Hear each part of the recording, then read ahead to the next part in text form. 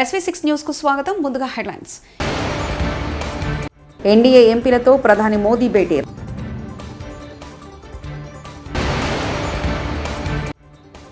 రైతులకు good news. Indiramma ఇళ్ల నిర్మాణానికి బడ్జెట్లో భారీ కేటాయింపులు.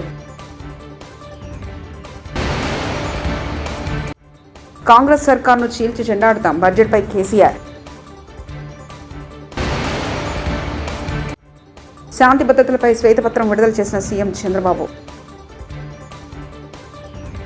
మహారాష్ట్ర అసెంబ్లీ ఎన్నికలకు మరికొద్ది నెలలుగా నగరా మోగనుంది. అలాంటి వేళ ఆ రాష్ట్రంలో ఎన్డీఏ ఎంపీలతో ప్రధాని మోదీ గురువారం న్యూఢిల్లీలో సమావేశమయ్యారు. ఈ సందర్భంగా రాష్ట్రంలో తాజా రాజకీయ పరిస్థితులపై వారితో ప్రధాని మోదీ చర్చించినట్లు తెలుస్తుంది. మరోవైపు ఎన్సీపీ అధినేత మహారాష్ట్ర డిప్యూటీ సీఎం అజిత్ పవార్ బుధవారం న్యూఢిల్లీలో కేంద్ర హోంశాఖ మంత్రి అమిత్ షాతో భేటీ అయ్యారు. తెలంగాణ ఆర్థిక మంత్రి బట్టి విక్రమార్క గురువారం అసెంబ్లీలో రాష్ట్ర బడ్జెట్ను ప్రవేశపెట్టారు. తెలంగాణ పూర్తిస్థాయి బడ్జెట్ 2,91,191 కోట్లు. బడ్జెట్ ప్రసంగంలో భాగంగా రాష్ట్ర తలసరి ఆదాయం, అప్పులు, రెవెన్యూ వ్యయం, మూలధన వ్యయం వంటి వివరాలు వెల్లడించారు. అలాగే బడ్జెట్లో ఏ పథకానికి ఎంత నిధులు కేటాయించారు, ఈ శాఖకు ఎన్ని నిధులు కేటాయించారనే వివరాలను బడ్జెట్ ప్రసంగంలో వివరించారు ఆర్థిక మంత్రి బట్టి.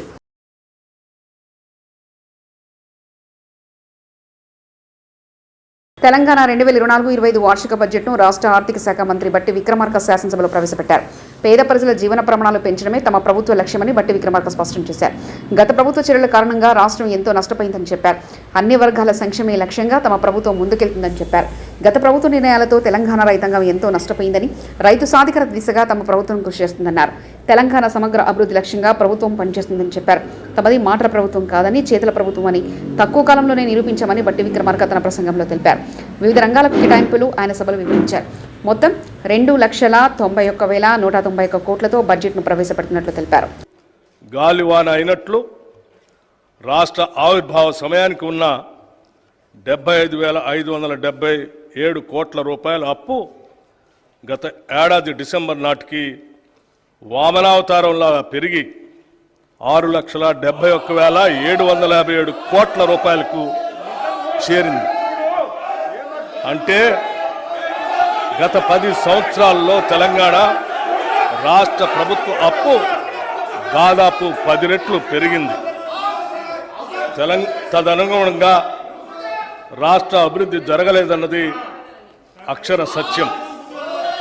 ఉమ్మడి ఆంధ్రప్రదేశ్లో తెలంగాణ రాష్ట్రానికి రావాల్సిన నీళ్లు, నిధులు, నియామకాలు దక్కటం లేదన్న కారణంగా ఉద్యమించిన రాష్ట్ర ప్రజల ఆకాంక్షలు ఎంతవరకు నెరవేరాయి అన్న ప్రశ్నకు మనమంతా కలిసి సమాధానం చెప్పుకోవాల్సిన అవసరం ఉంది.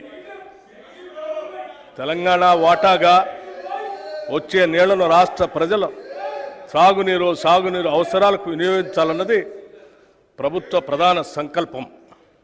అయితే గత దశాబ్ద కాలంలో పాలకులు తీసుకున్న తప్పుడు విధాన నిర్ణయాల కారణంగాను, నాణ్యత లేని పనుల కారణంగాను సాగునీటి ప్రాజెక్టులు ఆశించిన ఫలితాలను ఇవ్వలేకపోతున్నాయి.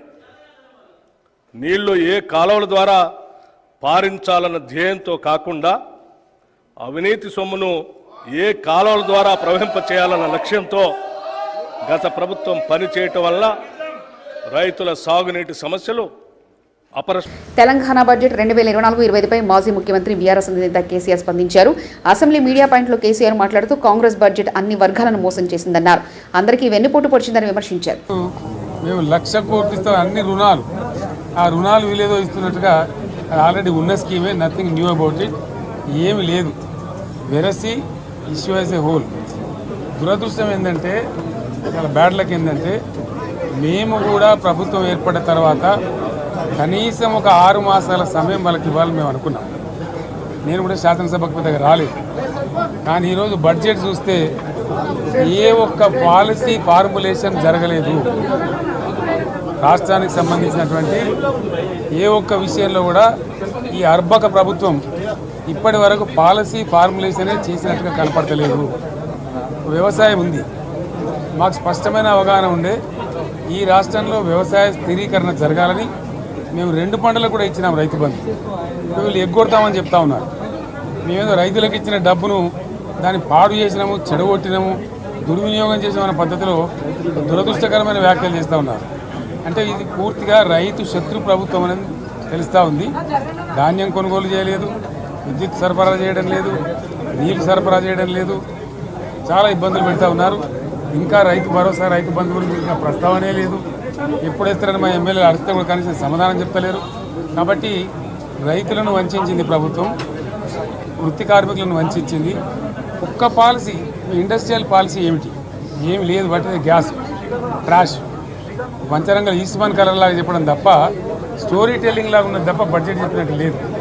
రాష్ట్రంలో వ్యవసాయ పాలసీ ఏమిటి, పారిశ్రామిక పాలసీ ఏమిటి, ఐటీ పాలసీ ఏమిటి, ఇంకా ఇతర అనేక పాలసీలు, పేద వర్గాలకు సంబంధించిన పాలసీ ఏమిటి అనే దాని మీద ఏ ఒక్క దాని మీద కూడా గ్యాసు ట్రాషే తప్ప, చిల్లర మల్లర ప్లాట్ఫామ్ స్పీచ్ లాగా ఉంది తప్ప అది బడ్జెట్ ప్రసంగం లాగా లేదు.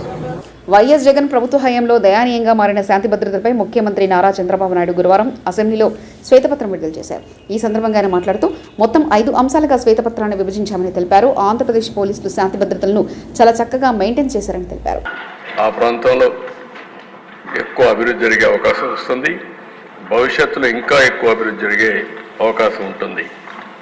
రెండవ దిశ, ఇంకో పక్కన మీరు చూస్తే హైదరాబాద్, అందరికి ఒక ఐడియా ఉంది.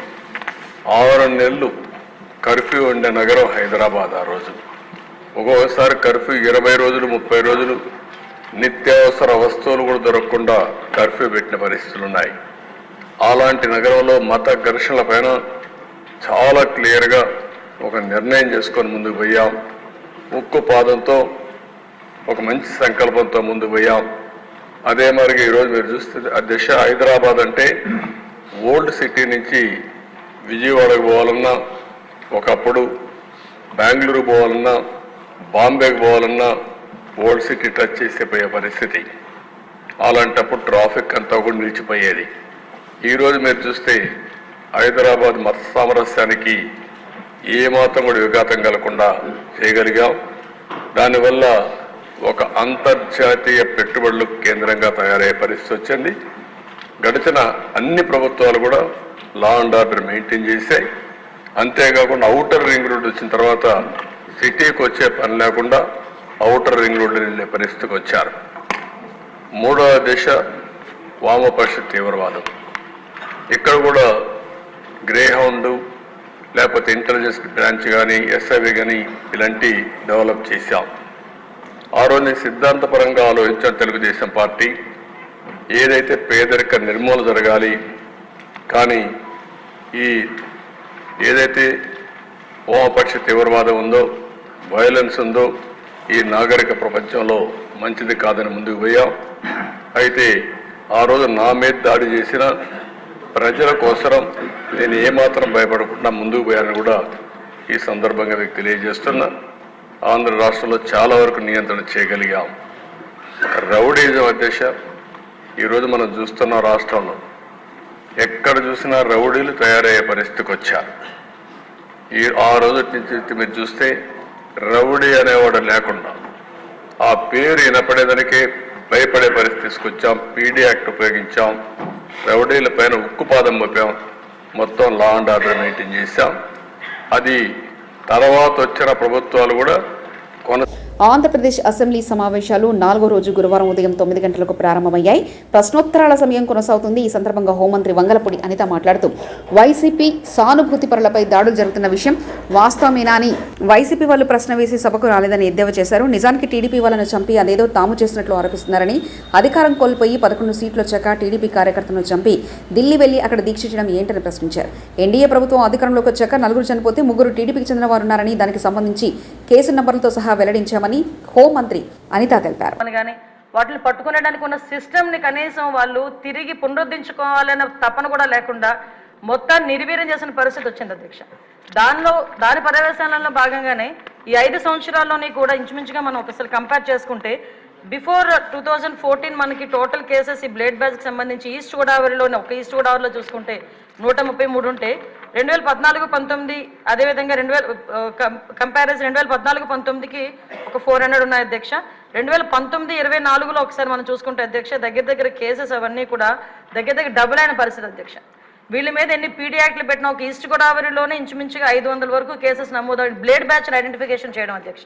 వీళ్ళే కాకుండా మనకి రాజమండ్రి అదేవిధంగా ఎన్టీఆర్ డిస్ట్రిక్ట్లోనే ఎక్కువ ఈ బ్లేడ్ బ్యాచ్ అనేది ఎక్కువగా ఐడెంటిఫికేషన్ అయి ఉంటుంది. వాళ్ళు ఇంచుమించుగా దగ్గర రెండు కలిపి ఈ మొన్న 2019 to 24లో దగ్గర 825 మందిని ఐడెంటిఫికేషన్ చేయడం జరిగింది అధ్యక్ష. ఐడెంటిఫై చేయడం ఒక ఎత్తు అయితే వీళ్ళు నియంత్రించే సిస్టమ్ అయితే పోలీస్ డిపార్ట్మెంట్లో లాస్ట్ 5 సంవత్సరాలు లేదు అధ్యక్ష. ఎందుకు ఈ మాట చెప్తున్నానంటే దగ్గర 15,000 సీసీ కెమెరాలు 2014 నుంచి 19 వరకు టీడీపీ హయాంలో పెడితే ఒక్క సీసీ కెమెరాని పెట్టకపోవడం సరికదా, ఉన్న సీసీ కెమెరాలను కూడా పునరుద్ధరించుకోకపోవడం అనేది నిజంగా ఒక సిగ్గుచేడు అధ్యక్ష. ఎందుకంటే ఎక్కడికి అంటే మీలాంటి వాళ్ళు పెట్టేటప్పుడు సీసీ కెమెరాలు బాగా పనిచేస్తాయి సార్. అప్పుడు తీసేసి వీడియో తీశారు కదా సార్, మిమ్మల్ని చూపించడానికి డైరెక్ట్ వీడియోలో చూపించుకున్నాడు. విషయం ఏంటంటే సీసీ కెమెరాలు తీసేయడం, సీసీ కెమెరాలు పునరుద్ధరించుకోకపోవడం ఒక ఎత్తు అయితే కనీసం మనం ఒక క్రిమినల్ని పట్టుకున్న తర్వాత అతని క్రిమినల్ బ్యాక్గ్రౌండ్ మనం చెక్ చేయడానికి automated finger print identification system అని చెప్పి అది కూడా చంద్రబాబు నాయుడు గారి హయాంలో మనం పెట్టడం జరిగింది. దాన్ని కూడా డబ్బులు. ఏపీ శాసనమండలి సమావేశాలు ప్రశాంతంగా కొనసాగుతున్నాయి.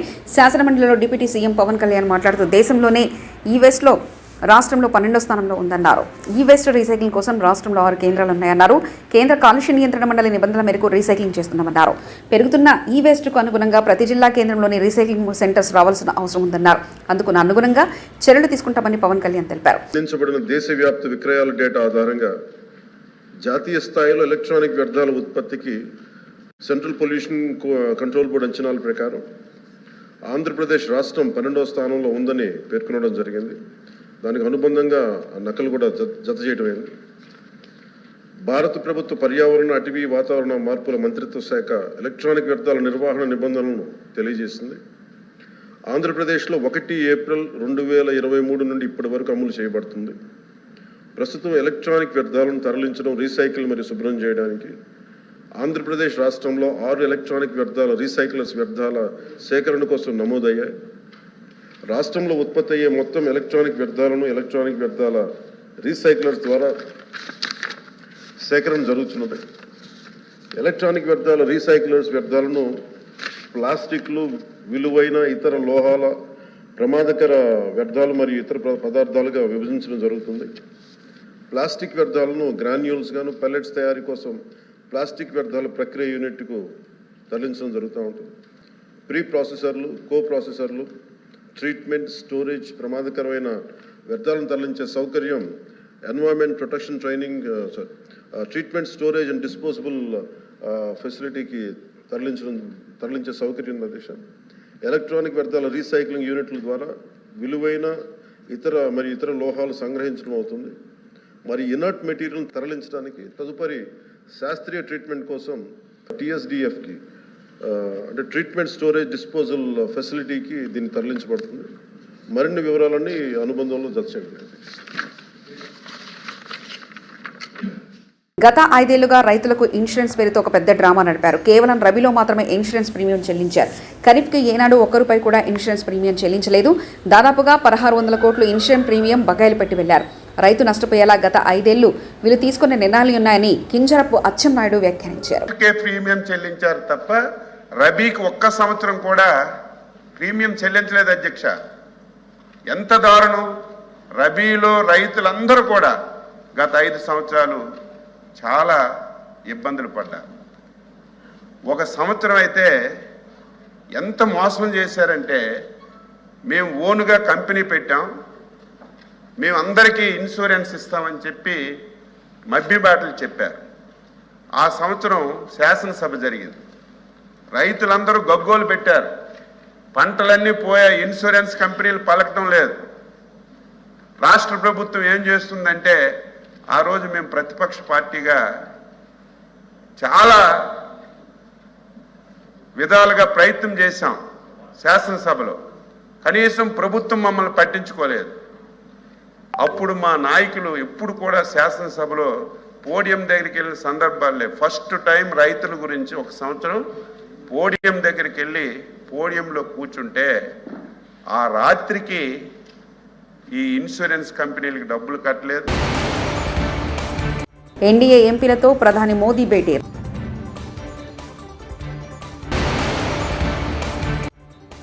రైతులకు గుడ్ న్యూస్. ఇందిరమ్మ ఇళ్ల నిర్మాణానికి బడ్జెట్లో భారీ కేటాయింపులు.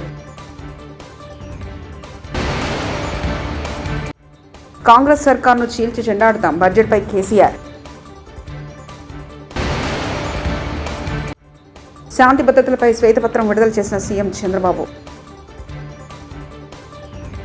ఇవి బులెటిన్ విశేషాలు. చూస్తూనే ఉండండి SV6 న్యూస్.